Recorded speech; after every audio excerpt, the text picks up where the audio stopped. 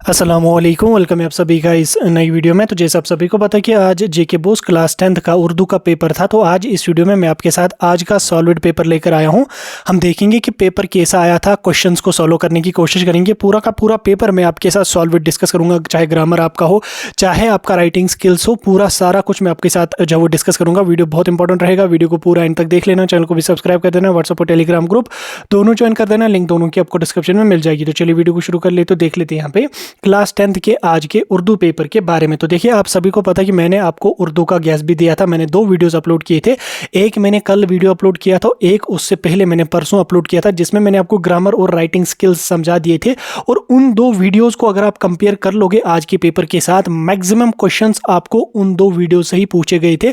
चाहे फिर आपका जो कल मैंने आपको जो वो मतलब जो दरखास्त लिखने की भी मैंने आपको जो वो 3 मतलब एग्जांपल्स दी थी कि किन किन पे आ सकता है, उसी में एक पे आपका पूछा गया। नोट्स भी जो मैंने आपको बोले थे कि इस पे आ सकता है, तो उन्हीं के बारे में यहाँ पे आपका पूछा गया।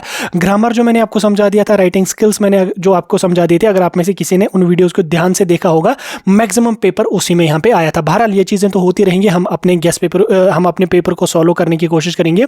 मेरे पास स्क्रीन पे यहाँ पे जेड सीरीज का पेपर है। आपका पेपर जो था वो 16 पेजेस पे यहाँ पे प्रिंट था। ठीक, 2025 का ये पेपर है, उर्दू का ये पेपर मेरे पास है। पहले मैं यहाँ पे इसका थोड़ा सा साइज यहाँ पे इंक्रीज कर देता हूँ। हाँ, अब ठीक हो गया। ठीक, 80 मार्क्स का आपका उर्दू का पेपर था, 20 मार्क्स आपको स्कूल वाले दे देंगे। ठीक, यहाँ पे 3 घंटे का आपका टाइम था। ठीक, बहरहाल आपका पेपर कैसा गया आप मुझे कमेंट्स में बता दो, तब तक मैं यहाँ पे इसको आगे लेके चलूंगा। तो देखो यहाँ पे हिस्सा अलिफ यानी कि फर्स्ट सेक्शन से आपको क्या आया था, दिए गए इबारत को गौर से पढ़ने के बाद इसके आखिर में दिए गए खाली जगहों को इसी इबारत से चुनकर मुनासिब अल्फाज से पूरी कीजिए। यानी कि यहाँ पे आपको एक पैसेज टाइप दी गई थी, आप यहाँ पे देख सकते हैं 5-6 लाइन्स की एक पैसेज दी गई थी।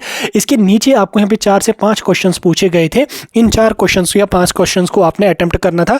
इनका आंसर आपको ऊपर की पैसेज में ही था, जैसे मैंने आपको राइटिंग स्किल्स वाले जो वीडियो मैंने डाला था उसमें मैंने ये चीज़ें आपको समझा दी थी। तो इसमें पहला क्वेश्चन आपका क्या पूछा गया था, यहाँ पे अगर हमारे गर्दोपेश का माहौल गंदा हो या आलूदा हो तो इससे देश कहते हैं। ठीक, इससे क्या कहते हैं, इसे माहौलियाती आलूदगी कहते हैं। तो इसको अगर आप पैसेज को ऊपर ही पढ़ लोगे तो ये चीज़ आपको पहली ही लाइन में जो है वो देखने को मिलेगी। जैसे यहाँ पे माहौलियाती आलूदगी से मुराद गर्दोपेश का माहौल गंदा या आलूदा होना है। ठीक, यहाँ पे आपको समझ आ गया।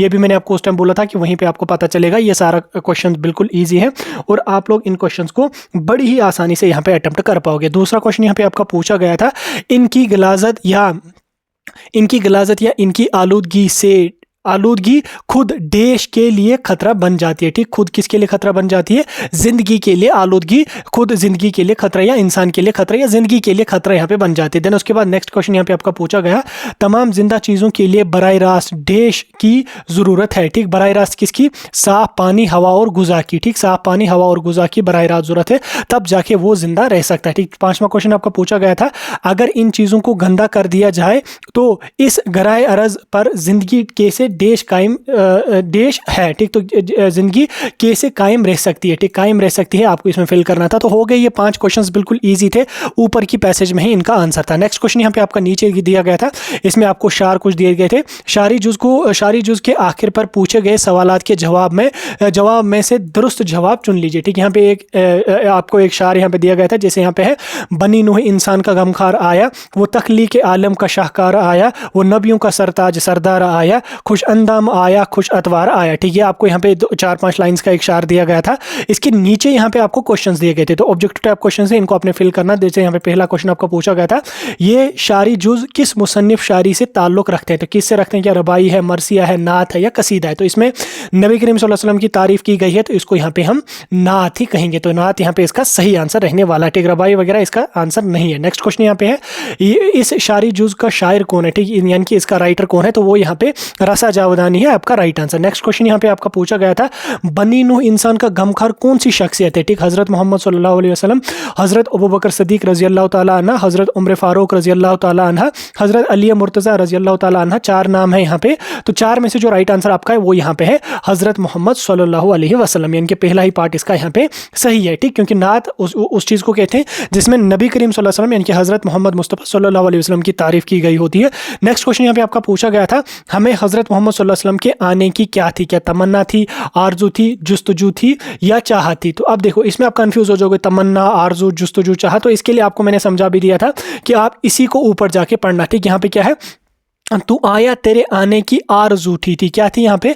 आरजू। ठीक, आरजू यहाँ पे है तो हम यहाँ पे किसको टिक करके कर लेंगे? यहाँ पे आरजू को। ठीक, तमन्ना को नहीं टिक करेंगे, आरजू को यहाँ पे टिक करेंगे। तमन्ना आरजू तो हम ऊपर का जब ये इशार पढ़ेंगे तो इसमें ही हमारा क्लियर हो जाएगा, तो आरजू इसका यहाँ पे राइट आंसर रहने वाला। नेक्स्ट क्वेश्चन यहाँ पे आपका पूछा गया था इसी से, खुश अंदाम के माने क्या है? ठीक, खूबसूरत, खूबसूरत जिस्म वाला, खूब रूह, खूबसीरत। तो खुश अंदाम का मतलब होता है खूबसूरत जिस्म वाला, न कि खूबसूरत। ठीक, खूबसूरत ही नहीं, ठीक, खुश अंदाम का मतलब होता है खूबसूरत जिस्म वाला। ठीक, यानी कि बी पार्ट इसका राइट आंसर यहाँ पे रहने वाला है। ठीक, आगे हम चलेंगे, अगले क्वेश्चंस को देखने की कोशिश करेंगे। तो अगला क्वेश्चन यहाँ पे आपका गया है, दिए गए इबारत को गौर से पढ़ने के बाद इसके आखिर में पूछे गए सवालात के मुख्तसर जवाब लिखिए। ठीक, अब यहाँ पे आपको जो वो फिर से एक पैसेज दी गई थी, यानी कि कुल मिला के आपको 15 मार्क्स यहाँ पे पैसेजेस से थे। ठीक, यहाँ पे फिर से आपकी एक पैसेज दी गई थी। ठीक, 5-6 लाइन्स की ये पैसेज थी। इसके नीचे यहाँ पे आपको क्वेश्चंस दिए गए थे, जैसे यहाँ पे पैसेज को पढ़ लोगे, इन क्वेश्चंस का आप आंसर यहीं कर अटेम्प्ट कर लोगे। जैसे यहाँ पे दुनिया में इंसानियत के लिए बहुत बड़ा मसला क्या है? ठीक, अब इस क्वेश्चन को अटेम्प्ट हम कैसे करेंगे? हम यहाँ पे आ जाएंगे, ऊपर पढ़ेंगे पहली लाइन को, जैसे माहौलियाती आलूदगी आज दुनिया की इंसानियत के लिए एक बहुत बड़ा मसला, यानी कि माहौलियाती आलूदगी, इसको हमें लिखना था तो हो गया। इसी तरह से ये 5 के 5 क्वेश्चन आपने अटेम्प्ट किए होंगे, जैसे आलूदगी के अकसाम में 2 के नाम लिखे। ठीक, किस्म, अकसाम यानी कि टाइप्स। ठीक, आलूदगी के अकसाम में 2 के नाम लिखे। इसको अटेम्प्ट करने के लिए हम क्या काम कर लेंगे? हम यहाँ पे आ जाएंगे। ठीक, मसला है देन, उसके बाद फजाई आलूदगी, आबी आलूदगी, सूती आलूदगी और ज़मीनी आलूदगी इसकी चंद शक्लें हैं। ठीक, शक्लें यानी कि टाइप्स, यानी कि मिसाल, मतलब यानी कि अकसाम। तो हम 2 क्या लिखेंगे यहाँ पे? फिजाई आलूदगी, आबी आलूदगी। तो ये हमारे यहाँ पे राइट आंसर रहने वाला है। ठीक, उसके बाद हम नेक्स्ट क्वेश्चन को देखेंगे। तो इन 3 क्वेश्चंस को भी आपने अटेम्प्ट किया होगा, टाइम इसमें हम वेस्ट नहीं करेंगे। ठीक, ये बिल्कुल आसान क्वेश्चन है, और ये जो 15 मार्क्स आपके थे पैसेजेस वाले, ये बहुत बहुत बहुत ज़्यादा ईजी थे। ये क्वेश्चंस आपने जो है वो, मुझे नहीं लगता किसी बच्चे को ये क्वेश्चन में से कोई क्वेश्चन स्किप हुआ होगा। अगर हुआ है तो आप मुझे कमेंट्स में बता दो। अगला क्वेश्चन यहाँ पे आपका हिस्सा बे यानी कि पार्ट 2 आपका क्या पूछा गया था, दिए गए अल्फाज में से सिर्फ 3 को जुमलों में इस्तेमाल करें। इस जुमलों में इस तरह इस्तेमाल कीजिए कि इनकी तज़कीर व तानीस भी वाज़िया हो जाए। तज़कीर व तानीस मतलब कि मुअन्नस या मुज़क्कर भी वाज़िया यहाँ पे होना चाहिए। आप तज़कीर व तानीस कैसे वाज़िया करते हैं, उनको जुमलों में कैसे इस्तेमाल करते हैं, ये सारी चीज़ें मैंने आपको ऑलरेडी समझा दी थी। तो आप यहाँ पे देख सकते हैं, इसके आपके यहाँ पे कितने थे? 3 मार्क्स आपके थे। ठीक, 3 को आपने जुमलों में इस्तेमाल करना है। ठीक, 3 के इस्तेमाल करना है। 4 थे, जैसे यहाँ पे दही था, अखबार, हवा और दौलत। ठीक, 4 में से आपको 3 को इस्तेमाल करना था, और 3 मार्क्स आपके थे, बिल्कुल इजी थे। जैसे मैं आपको अगर इस्तेमाल करके समझा भी दूं, मैंने आपको ये राइटिंग स्किल्स वाले वीडियो में अच्छी तरह से समझा दिया। जैसे पहला अगर यहाँ पे दही है, तो दही को हम कैसे जुमले में इस्तेमाल करेंगे? जैसे दही को अगर हम इस्तेमाल करने की कोशिश करेंगे, मैं एग्जांपल के तौर पे समझा रहा हूँ आपका, ये दही बहुत ताज़ा और मज़ेदार है। ठीक, ताज़ा और मज़ेदार है, ताज़ा। ठीक, ताज़ा अगर हम देखेंगे तो ताज़ा क्या यहाँ पे आ रहा है? कंसेप्ट किसका दे रहा है? एक होता है ताज़ा, और एक अगर यहाँ पे ताज़ी होती ना, ताज़ी तो वैसे कोई लफ्ज़ नहीं है, लेकिन मैं समझाने के तौर पर कर लेता हूँ। ताज़ी अगर होती तो जी क्या यहाँ पे फीमेल का मतलब कंसेप्ट दे रहा है, ताज़ा यहाँ पे किसका दे रहा है? मेल का कंसेप्ट दे रहा है। तो ये हमारा क्या आ जाएगा? दही क्या आ जाएगा? मुज़क्कर। ठीक, दही क्या हमारा आ जाएगा? मुज़क्कर। ठीक, ये दही बहुत ताज़ा है। ठीक, ताज़ा यहाँ पे ताज़ी अगर होती तो ये मुअन्नस का यहाँ पे कंसेप्ट दे देता है। उसके बाद अखबार की अगर मैं बात करूँ, तो अखबार को हम कैसे जुमले में इस्तेमाल करेंगे?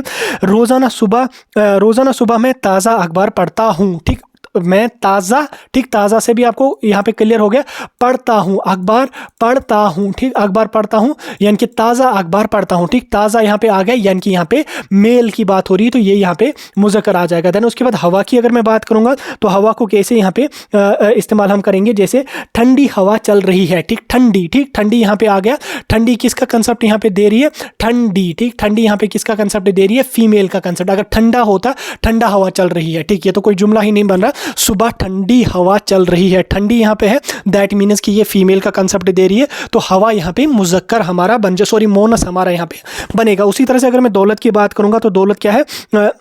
दौलत को किस तरह से हम जुमलों में इस्तेमाल करेंगे? जैसे यहाँ पे अगर मैं इसको ट्राई करने की कोशिश करूँगा, हकीकी दौलत सिर्फ पैसा नहीं बल्कि इल्म और अच्छे अखलाक भी हैं। ठीक, सिर्फ पैसा नहीं। ठीक, नहीं तो ये यहाँ पे हमारा मोनस का कंसेप्ट दे रही है। तो दौलत और हवा मोनस है, और ये 2 यहाँ पे मुज़क्कर हैं। तो इस तरह से आपको इनको जुमलों में इस्तेमाल करना था, बिल्कुल आसान था, कोई बड़ी बात यहाँ पे नहीं थी। ठीक, पहले मैं यहाँ पे इसको थोड़ा सा छोटा कर देता हूँ, ज़्यादा बड़ा यहाँ पे हो रहा है। हाँ, अब यहाँ पे ये चलेगा। चलो नेक्स्ट यहाँ पे क्वेश्चन पूछा गया था, दरअसल अल्फाज में से सिर्फ 2 को जुमलों में इस तरह इस्तेमाल कीजिए कीजिए कि इनके वाहिद और जमा होने वाज़िया हो जाएगा। बिल्कुल आसान है, ठीक। कितने मार्क्स हैं ये? सिर्फ 2 को आपने जुमलों में इस्तेमाल करना है, 4 मार्क्स आपको यहाँ से मिलेंगे। देखो कितना आसान है, बिल्कुल आसान है। जैसे अभी मैं आपको समझा भी देता हूँ आपको, सॉरी 2 ही यहाँ पे, 4 नहीं है, 2 मार्क्स है यहाँ से, 4 नहीं है, ये गलती होगी मुझसे, 3 4 यहाँ पे, 4 में से आपको 2 को जुमलों में इस्तेमाल करना है। जुमले में ऐसे इस्तेमाल करना है कि ये वाज़िया होना चाहिए कि ये वाहिद है या जमा है। चलो इसको कैसे जुमले में इस्तेमाल करेंगे? जैसे कागजात, ठीक। कागजात पहले से पता चल रहा है कि कागजात तो यहाँ पे जमा है, ठीक। कागज हो गया एक कागज, कागजात हो गए बहुत सारे कागज। अब ये तो आपको क्लियर हो गया कि ये जमा है, लेकिन जुमले में कैसे इस्तेमाल करेंगे? तो इसको कैसे इस्तेमाल करेंगे? जैसे यहाँ पे पेपर पे इस बच्चे ने यहाँ पे अटेम्प्ट किया है, ये कागजात ज़रूरी हैं, ठीक। ये कागजात ज़रूरी हैं, तो कागजात यहाँ पे आ गया, तो ये हमारा आ गया यहाँ पे जमा। देन उसके बाद यहाँ पे सेब, सेब सिंगल है यहाँ पे, क्या ये सेब मीठा है, ठीक। ये सेब मीठा है, ठीक। ये मीठे हैं अगर है ना, यहाँ पे है जो है ना, है कंसेप्ट यहाँ पे देता है वाहिद का, और है कंसेप्ट देता है यहाँ पे जम्मा का, ठीक। ये सेब मीठा है, ठीक है। इसको हम तो ऐसे नहीं लिखेंगे ये सेब मीठा है तो अगर नहीं लिखेंगे तो हम क्या लिखेंगे? ये सेब मीठा है का यहाँ पे मतलब आ गया वाहिद, तो ये आपका हो गया, ठीक। औराक, वरक, औराक, ठीक। वरक हो गया सिंगुलर, औराक हो गया प्लूरल, या वरक हो गया वाहिद, औराक हो गया यहाँ पे जमा। तो इसको हम कैसे जुमले में इस्तेमाल करेंगे? जैसे औराक तो हमें पता चला कि ये जमा है, मेरी किताब के सभी औराक जल गए, ठीक। यानी कि मेरी किताब के जितने भी पेजेस थे सभी के सभी जल गए, तो ये यहाँ पे हमारा किसका कंसेप्ट देगा? जमा का कंसेप्ट देगा। देन उसके बाद अमर को भी आप कर लोगे तो अमर यहाँ पे हमारा वाहिद आ जाएगा। तो इस तरह से आपको सिर्फ 2 को इस्तेमाल कर लेना था और 2 मार्क्स यहाँ पे आपको बन जाए। देखो बिल्कुल कितना आसान पेपर आया था, कितना ईजी पेपर आया था। चलो हम आगे चलेंगे, अगले क्वेश्चन की ओर हम चलेंगे। वेट, एक मिनट हो गया ये भी। चलो इसको हम देखेंगे। दरिजेल हरूफ में से सिर्फ 2 की तारीफ कीजिए और मिसालें भी लिखिए, ठीक। यहाँ पे जैसे हरूफ तहसीन है, हरूफ नफरीन है, हरूफ निदा है और हरूफ जज़ा है, ठीक। इनको आपने क्या काम कर लेना है? जुमले में इनकी आपको डेफिनेशन लिखनी है, यानी कि इनको एक्सप्लेन करके लिख लेना है, और साथ में आपको इनकी यहाँ पे जो है वो मतलब इनकी यहाँ पे आपको जो है वो मिसाल भी लिख लेनी है। तो इनके कितने मार्क्स आपको बनेंगे?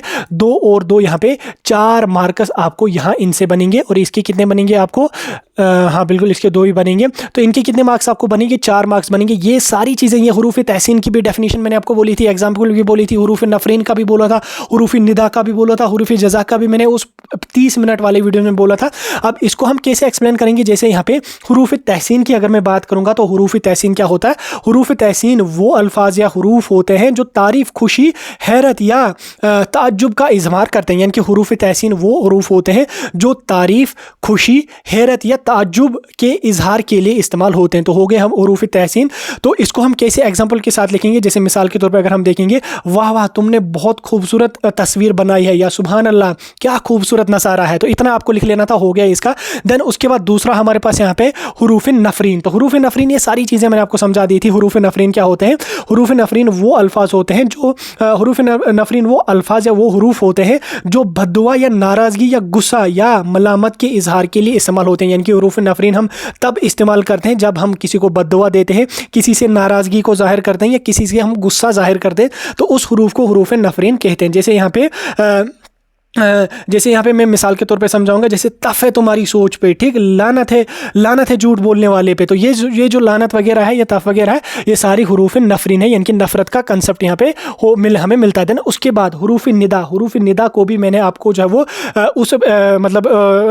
मतलब जो आधे घंटे का वीडियो था उसमें समझा दिया था। हरूफ जज़ा की अगर मैं बात करूँ तो हरूफ जज़ा भी आपको पूछा गया था। हरूफ जज़ा वो अल्फाज है, वो हरूफ होते हैं जो किसी शर्त को पूरा होने या होने की सूरत में नतीजा जाहिर करते हैं, ठीक। यानी कि हरूफ जज़ा वो हरूफ होते हैं जो किसी शर्त को पूरा होने या न होने की सूरत में नतीजा जो है वो जाहिर करने के लिए इस्तेमाल होते हैं, वो हमारे हरूफ जज़ा होते हैं इस्तेमाल के लिए।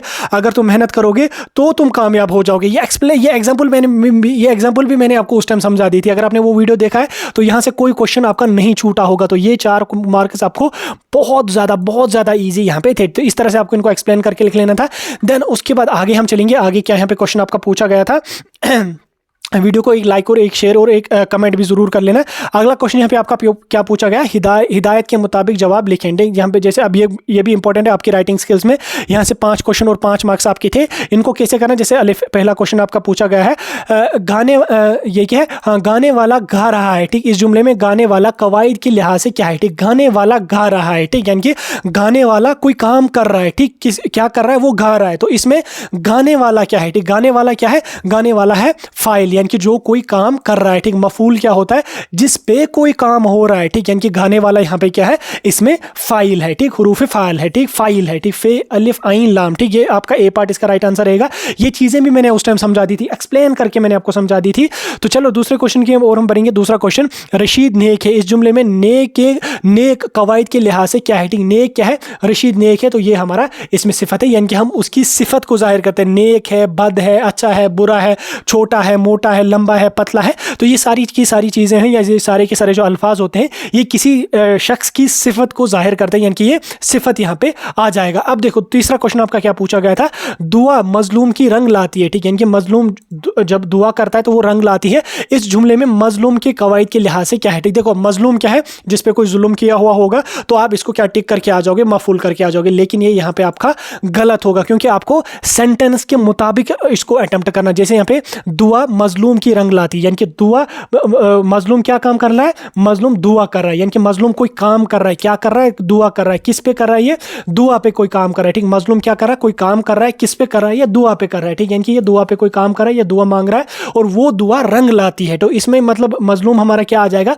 ये इस मफऊल नहीं आ जाएगा, ये इसमें सिफत आ जाएगा, ठीक। यानी कि कोई मजलूम है, ये उसकी सिफत यहाँ पे जाहिर करता है, ठीक। अगर हम ऐसे मतलब ऐसे होता है कि उसने मतलब उसने उसका कत्ल किया, ठीक। तो कत्ल में जिसका कत्ल हुआ होगा तो वो यहाँ पे मफऊल आ जाता, लेकिन यहाँ पे वैसा कोई कंसेप्ट ही नहीं। यहाँ पे जुमला इस चीज़ को एक्सप्लेन ही नहीं करता। यहाँ पे जुमला सीधा कह रहा है कि दुआ मजलूम के रंग लाती है, यानी कि मजलूम दुआ करता है, मजलूम कोई काम कर रहा है, वो मजलूम दुआ पे कोई काम कर रहा है, तो वो दुआ रंग लाती है, यानी कि वो दुआ मांग रहा है, वो दुआ रंग लाती है। तो इस तरह से यहाँ पे आपका सिफत आ जाएगा, ठीक। अगले क्वेश्चन की ओर हम चलेंगे। अगला क्वेश्चन यहाँ पे है, अहमद ने बाजार से चंद सेब लाए, ठीक। इस जुमले में चंद कवायद के लिहाज से क्या है, ठीक। अहमद है, कोई लड़का है, वो बाजार गया, उसने कुछ सेब वहां से लाए। अब इस जुमले में जो है वो चंद क्या है, ठीक। चंद क्या है, ये अदद है, ठीक। यानी कि ये अदद काउंटिंग के लिए यूज होते, चंद सेब उसने लाए, यानी कि मिकदार तो यहाँ पे नहीं आ जाएगी, फाल मुसद्दर यहाँ पे नहीं आ जाएगा, ये सिफत अददी यहाँ पे आ जाएगा। थर्ड पार्ट इसका राइट आंसर रहने वाला। देन उसके बाद नेक्स्ट क्वेश्चन यहाँ पे आपका इसी से पूछा गया था, रईस साहब रियाजी पढ़ाते हैं, ठीक। रईस साहब क्या है, ये रियाजी पढ़ाते हैं। रईस साहब कोई शख्स है,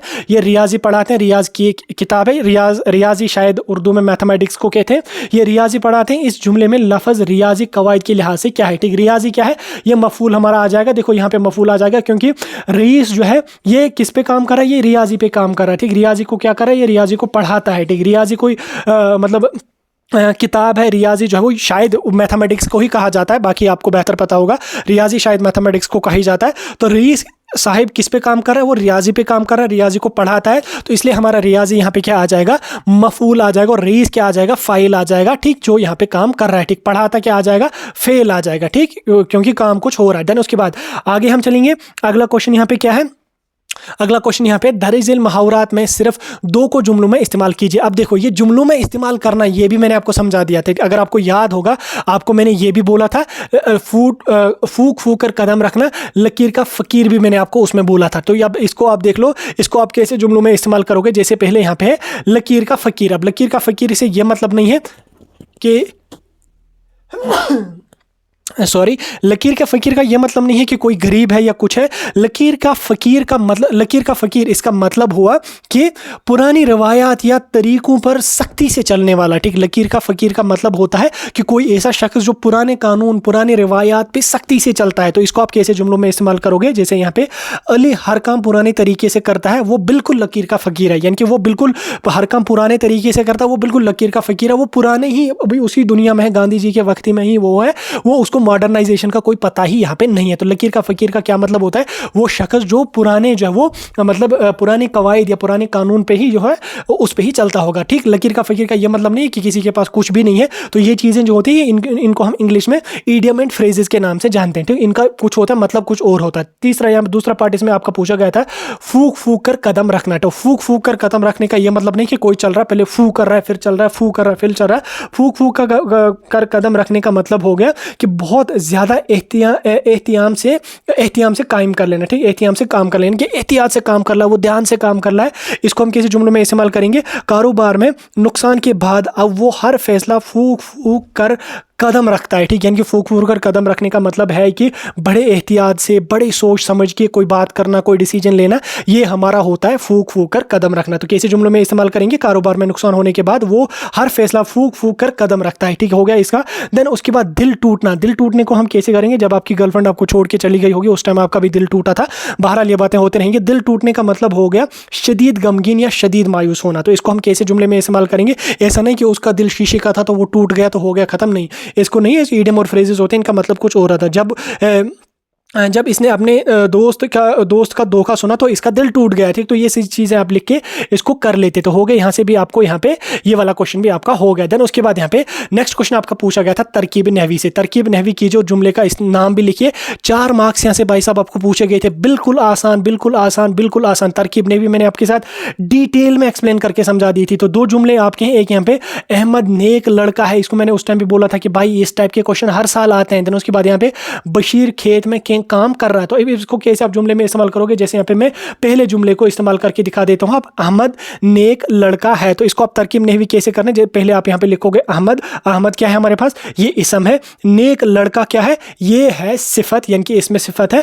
देन उसके बाद हे क्या है, हे हमारा हो गया फाइल यानी कि वर्ब। तो ये जुमला क्या है हमारा, ये जुमला हमारा है कौन, जुमला इस्मिया, ठीक, ये हमारा जुमला इस्मिया है, ठीक। देन हो गया यहाँ पे आपका नेक लिया जो जुमला इस्मिया सिफ्तिया, ठीक, सिफत भी इसमें बयान होती है। तो इसमें क्या हम करेंगे, फेल नाकिस इस्तेमाल हम फेल नाकिस हमारा इस्तेमाल इसमें हुआ है, तो ये आप इसको अटेम्प्ट कर पाओगे। देन उसके बाद यहाँ पे बशीर खेत में काम कर रहा है, तो आप इसको कैसे जुमले में इस्तेमाल करोगे, तो इसको जुमले में इस्तेमाल करने के लिए पहले आप बशीर को लिखोगे, बशीर हमारा इसम बन गया, खेत में मतलब हो गया हरूफी जार, जिसको प्रीपोजिशन के नाम से हम जानते हैं।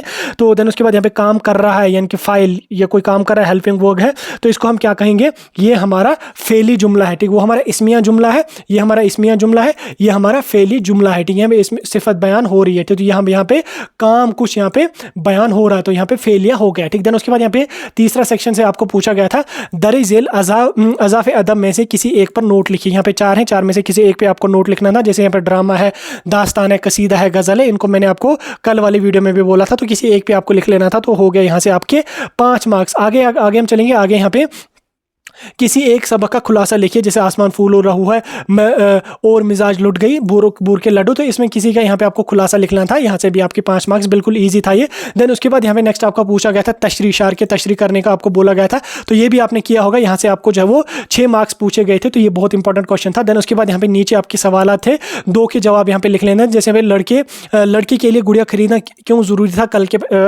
मतलब गेस्ट पेपर में भी ये क्वेश्चन मेंशन था, और भी 2 क्वेश्चन थे, 2 में से कोई एक क्वेश्चन आपको करना था। आगे हम चलेंगे, आगे यहाँ पे क्या क्वेश्चन आपको पूछा गया, सिर्फ 2 सवालों के जवाब लिखिए, ठीक, जैसे यहाँ पे 2 सवाल हैं, एक ये सवाल है और 3 सवाल है, 3 में से 2 का आपको यहाँ पे जवाब लिख लेना था। देन उसके बाद यहाँ पे किसी एक शायर की हालात ज़िंदगी पर नोट लिखिए, इसमें प्रेमचंद है, यहाँ पे मौलवी अब्दुल हक है, मीर तकी मीर है, और यहाँ पे फ़ानी बदायूनी, इनमें से किसी एक पे आपको हालात ज़िंदगी का नोट लिख लेना था, तो 5 मार्क्स आपको यहाँ से भी हो गए थे। आगे हम चलेंगे, अगला यहाँ पे अपने दोस्त की 10वीं इम्तिहान में कामयाब होने के मुबारकबादी का खत लिखिए, ये मैंने कल बोला था, और साथ में यहाँ पे फीस माफ़ करने की दरखास्त भी मैंने कल बोली थी, ठीक, कल वाली वीडियो में मैंने ये बोला था, जो कल मैंने शाम को वीडियो डाला था उसमें मैंने ये भी बोला था कि आपको इसको पढ़ के जाना, ये आपका डेफिनेटली आ जाएगा, फीस माफ करने का फाइनली आपका आ गया यहाँ पे 6 मार्क्स का, ठीक। देन उसके बाद यहाँ पे अगर मैं बात करूँ मजमून की, तो मजमून यहाँ पे आपके साइंस के कवायद और एजाद, ठीक, ये भी मैंने आपको बोला था, साइंस के फायदे वगैरह का बोला था, तो वो यहाँ पे इसी में आ गया। उसके बाद यहाँ पे माहौली आलूदगी, ये भी कल मैंने बोला था, कश्मीर के कुदरती मनाजर, ठीक, 3-4 में से कोई एक आपको अटेम्प्ट करना था, तो यहाँ से आपके 8 मार्क्स यहाँ पे आसानी से बन जाते, ठीक। ये था आपका आज का उर्दू का सॉल्व पेपर।